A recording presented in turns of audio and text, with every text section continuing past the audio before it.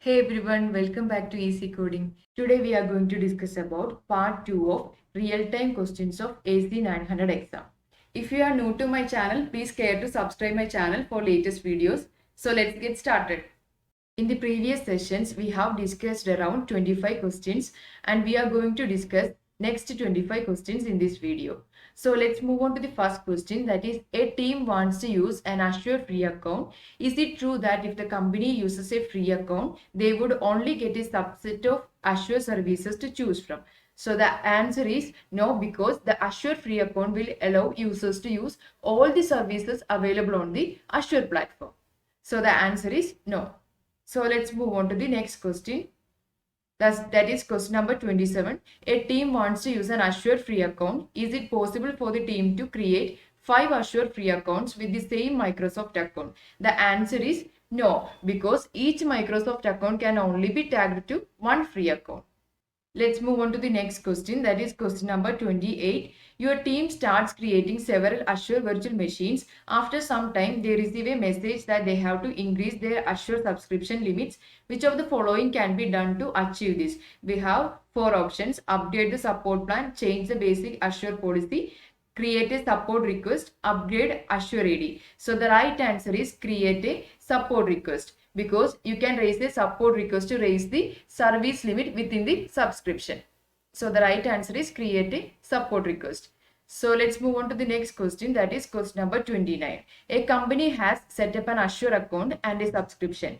Is it true that authorization to access Azure resources can only be provided to Azure Active Directory? We have 2 options, yes or no. So the right answer is no, because it is not necessary that only Active Directory based users have access to resources hosted in Azure. So the right answer is no.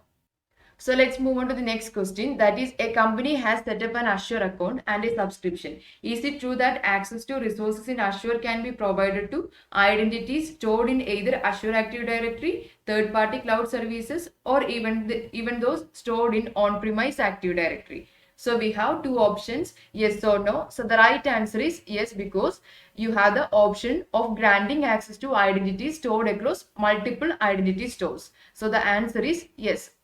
So let's move on to the next question, that is question number 31. A company has set up an Azure account and a subscription. Does the Azure have inbuilt authentication and authorization services that can provide secure access to Azure resources? We have 2 options. The right one is the yes, because Azure AD has a strong set of features that helps in providing secure access to Azure resources. So the answer is yes. So let's move on to the next question, that is question number 32. A company has set up an Azure account and a subscription. Would the company be able to view the health of all the services available in Azure from the Azure Service Health Service? So we have 2 options.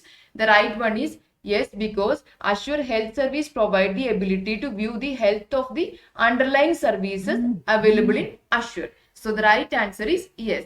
So let's move on to the next question, that is question number 33. A company has set up an Azure account and a subscription. Would the company be able to use the Azure Health Service to create an alert if there is a failure in any of the underlying Azure services?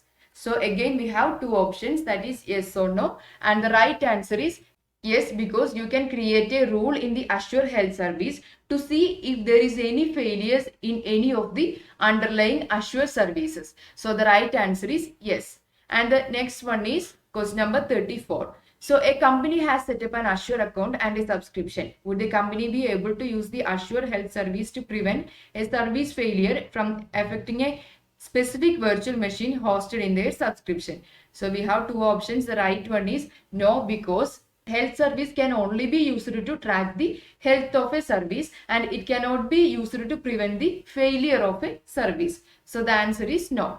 And the next one is question number 35. Your company wants to set up an environment in Azure. The environment will consist of multiple web-based applications which will be accessed by users on the internet.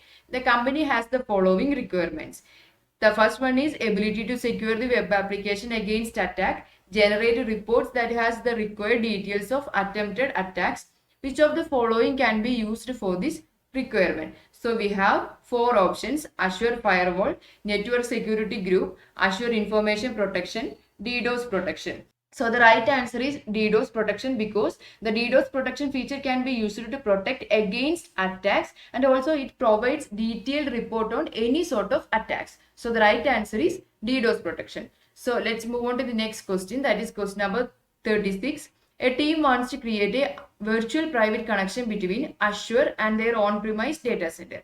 A team has set up a VPN device on their on-premise data center which has an IP address of 101.9.8.8.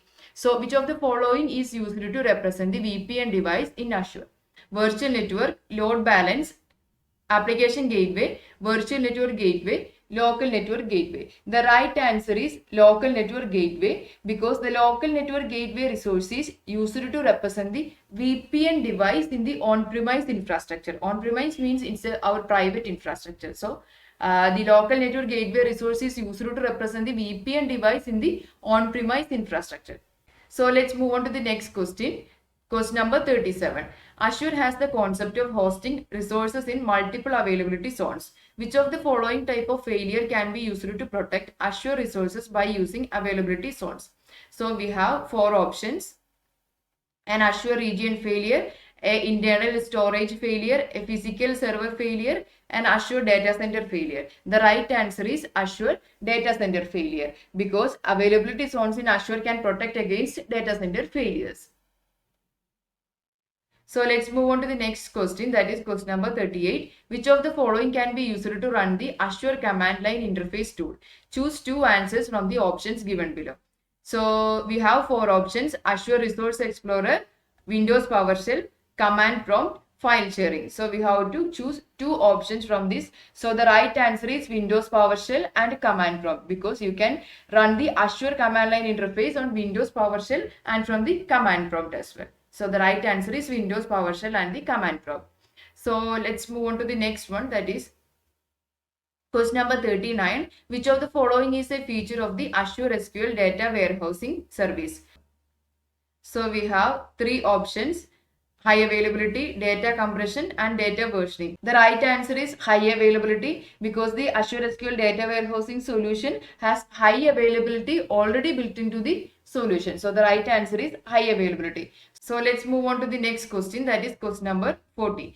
If you have Azure resources deployed to all regions in Azure, you can then implement availability zones in all regions. The right answer is no, because not all regions come with availability zones. So you need to check the Microsoft site to where a region has the availability zones. And also if you deploy a resource to a region that already has availability zones, then you can make use of the availability zone in that region. So the right answer is no. So let's move on to the next question, that is question number 41. Is it true that only Windows virtual machines can make use of availability zones in a region? The answer is no, because the use of availability zone is not restricted to any kind of underlying operating system. So the right answer is no. So let's move on to the next question, that is question number 42. Are availability zones used to replicate data and applications to multiple regions? So we have two options. The right answer is no, because each region is separate and the availability zones only work with a particular region. So you cannot use them to replicate the data across regions. So the right answer is no.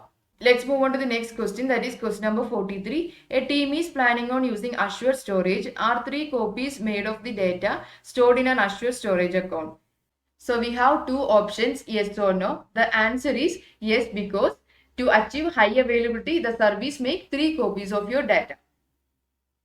So let's move on to the next question, that is question number 44. A team is planning on using Azure storage. Is the data stored in the Azure storage account automatically replicated to another Azure data center? We have two options, yes or no. The right answer is no, because this depends on the type of replication method you choose for the storage account. Here we have to assume our answer based on the lowest redundancy option that is available for Azure storage account, and that is locally redundant storage. So here the data is only replicated 3 times within a particular physical location and not across the data centers. So the right answer is no. So let's move on to the next question, that is question number 45. A team is planning on using Azure storage. Is there a limit of 2 TB for the data and a file limit of 1 million files? The right answer is no, because the limit of the data is from 500 TB to 2 PB, and there is no limit on the number of files that can be stored in the storage account. So the right answer is no. So let's move on to the next question. A company wants to migrate all of its services and data onto Azure from their on-premise environment. They want to make use of platform as a service solution only. They decide to start using the Azure App Service and Azure SQL Database option. Would this meet the requirements? So we have two options, yes or no. The right answer is yes, because both the services are platform as a service solution. So it will meet the requirement. So let's move on to the next question, that is question number 47. A company wants to migrate all of its services and data onto Azure from their on-premise environment. They want to make use of platform as a service solution only. They decide to start using the Azure App Service and hosting a SQL database on an Azure virtual machine. Would this meet the requirement? So we have two options, yes or no. So the right answer is no, because the Azure Virtual Machine Service is an infrastructure as a service and not a platform as a solution. So the right answer is no. So let's move on to the next question, that is question number 48. A company has an application that needs to be migrated to Azure. The application is used heavily during the daytime and less frequently during the night times. Which of the following benefit of Azure Cloud Service provides an effective cost management option for such application usage patterns? So we have four options, that is high availability, high latency, elasticity and load balancing. The right answer is elasticity, because the elasticity is the concept of infrastructure having the ability to scale in and scale out on the demand based on the user load. So the right answer is elasticity. So let's move on to the next question, that is question number 49. A company has an on-premise network that has around 30 servers. A company wants to provision more resources. It has to be ensured that the capital and operational expenditure costs are minimized. Which of the following can you include in recommendation to comply with this requirement? So we have four options: migration of all resources to a public cloud, a new private cloud network, a new data centers to host the resources, a hybrid model. The right answer is hybrid model, because you can extend the on-premise infrastructure with the cloud, and with the Azure Cloud Services you can benefit from having no capital expenses and minimal operational expenditure cost. So the right answer is hybrid model.